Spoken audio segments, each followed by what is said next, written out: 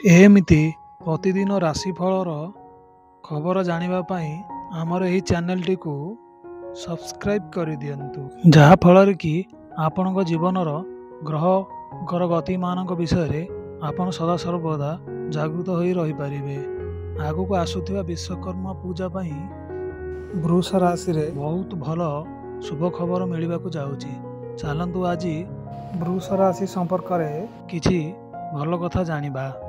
ନମସ୍କାର ବନ୍ଧୁଗଣ, ମୁଁ ହେଉଛି ବୈଷ୍ଣବ ସୁଧାକର।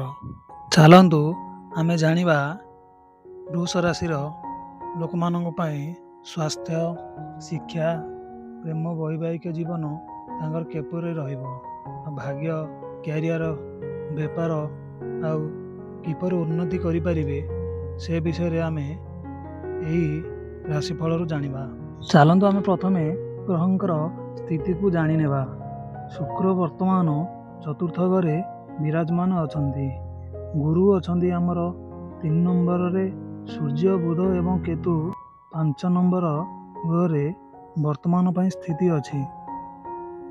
ମଙ୍ଗଳ ଷଷ୍ଠ ଘରେ ଅଛନ୍ତି ଏବଂ ରାହୁ 10ମ ଘରେ।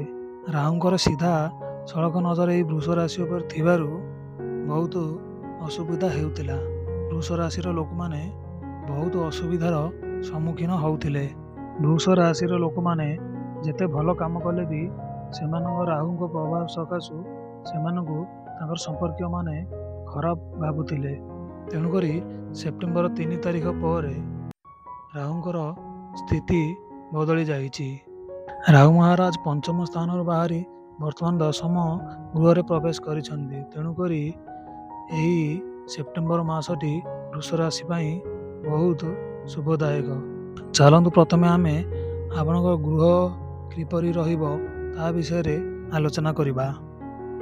ରାହୁ ପଞ୍ଚମ ଘରେ ଥିବାରୁ ପୂର୍ବରୁ ଆପଣଙ୍କର ଯେଉଁ ସମସ୍ୟା ସବୁ ରହିଥିଲା ଘରର, ସେସବୁ ସମାଧାନ ହୋଇଯିବ। କାରଣ 3 ସେପ୍ଟେମ୍ବର ପରେ ରାହୁଙ୍କର ଗତିପଥ ବଦଳିଛି।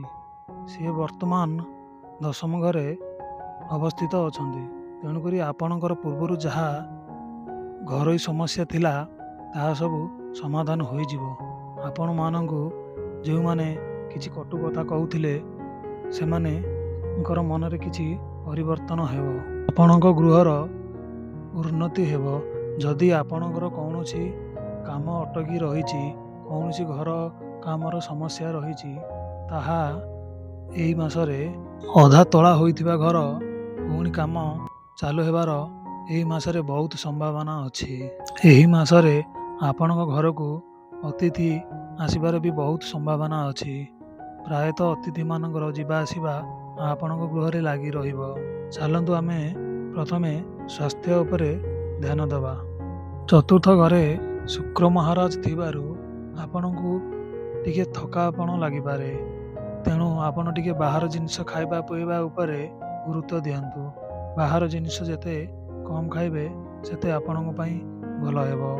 ବୃଷ ରାଶିର ଲୋକମାନଙ୍କୁ ଏହି ମାସରେ ଟ୍ରାଭେଲିଂର ଫଳ ବହୁତ ମିଳିପାରେ।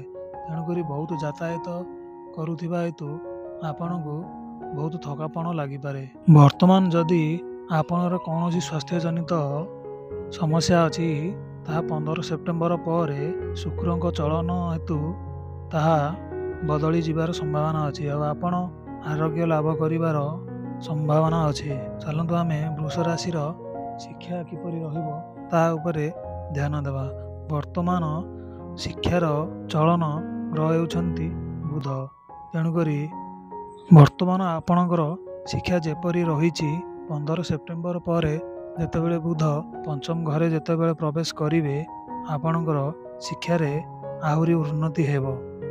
ଯଦି ଆପଣ କୌଣସି ଜାଗାରେ ଆଡ଼ମିସନ୍ ନେବାକୁ ଚାହୁଁଛନ୍ତି କିମ୍ବା କିଛି ଶିକ୍ଷାଗତ ଉନ୍ନତି କରିବାକୁ ଚାହୁଁଛନ୍ତି, ତାହେଲେ ତାହାକୁ 15 ସେପ୍ଟେମ୍ବର ପରେ ଆପଣ କଲେ ଆପଣଙ୍କ ପାଇଁ ଏହା ଉତ୍ତମ ରହିବ। ଚାଲନ୍ତୁ ଆମେ ଜାଣିବା ଆପଣଙ୍କ କ୍ୟାରିୟର, ଭାଗ୍ୟ ଆଉ ବାଣିଜ୍ୟ ବେପାର ଏହି ବୃଷ ରାଶିର ଲୋକମାନଙ୍କ ପାଇଁ ସେପ୍ଟେମ୍ବରରେ କିପରି ରହିବ।